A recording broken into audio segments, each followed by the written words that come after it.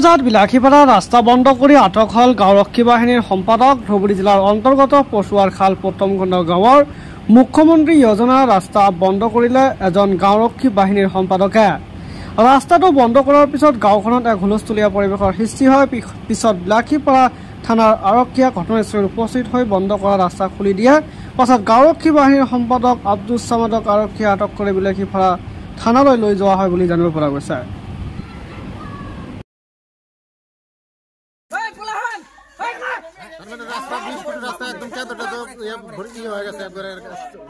মানুষে যাওয়া সব বন্ধ।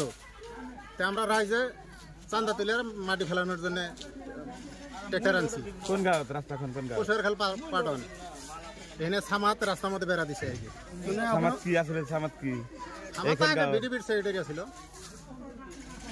রাস্তাটা বন্ধ করে দিছে। রাস্তা বন্ধ করে দিছে। একদম কাঠের খুঁটি কেটে বেড়া দিয়ে দিছিল আর কি। কিমান ঘর আছে? ঘর তো আছে বহুত, 300 মানুষ আছে। 300 মানুষ যাতায়াত বন্ধ করে দিছে। পিছত কি হল? পিছত পুলিশ আহিল। পুলিশ আহি দেখিল রাস্তা বন্ধ, সামাদক লই গেল। রাস্তাটা খুলে দিছে না নাই পুলিশে? পুলিশে খুলে দিছে। সামাদ মানে গাঁওৰক্ষী বাহিনী? হ্যাঁ, গাঁওর বাহিনী খুলে দিছে। এতিয়া কি জানাব? এটা আমার ন্যায় বিচার লাগে আর কি। হ্যাঁ ঠিক আছে, এইটো পশুৱাৰখাল পাটন হয়।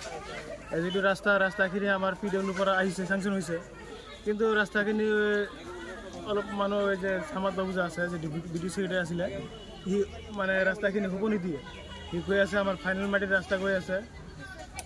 আজি ইমান কাদো হৈছে, সৰু সৰু ল'ৰা ছোৱালী স্কুলত যাব নোৱাৰে। সেইকাৰণে আমি ৰাইজৰ মানুহ এক হৈ চান্দা কৰি কেনে আমি পইচাখিনি অলপ উঠাইছোঁ।